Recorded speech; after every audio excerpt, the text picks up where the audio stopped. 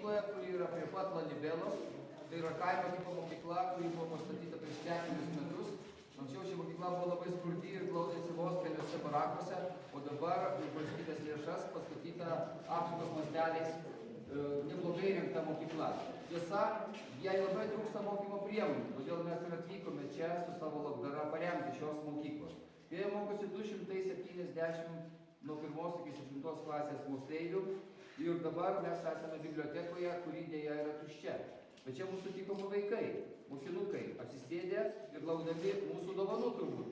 Bet mūsų Laima iš Telšių Borisevičiaus gimnazijos atvežė savo mokinių paruoštus Afrikos žemėlapius, kaip dovana, kaip mes lietuviai įsivaizduojame Afriką, kaip sakant, mūsų pradinukai. Aš paaiškinau šios mokyklos direktoriui, koks čia mūsų tikslas yra ir ką mes norime tais piešinukais parodyti.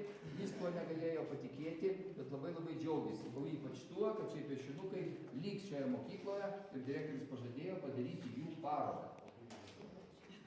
Taigi ačiū šiai mokyklai, jos administracijai ir aišku visiems geografijos mokytojams ir jiems prijaučiantiems, keliaujantiems su Lietuvos geografijos mokytojų asociacija, kurie atvežė tikrai labai daug dovanų į Afriką ir jos nuguls daugelį mokyklų ir iškeliaus į daugelio vaikų namus. Nes direktorius pažadėjo, kad visos mūsų dovanas bus išdalintos ir tiems mokiniams, kuriems iš tikrųjų trūksta priemonių. Nes kai kurie vaikučiai jų turi, tėvai galbūt geriau verčiasi.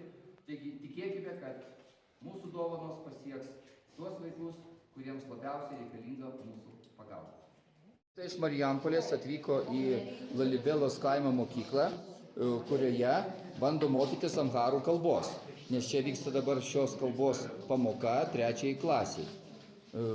Juditai labai sunkiai sekasi suprasti amharų raštą, prašom atversti į vadovėlį, nes jame viskas parašyta mums nepažįstamais, nesuprantamais simboliais.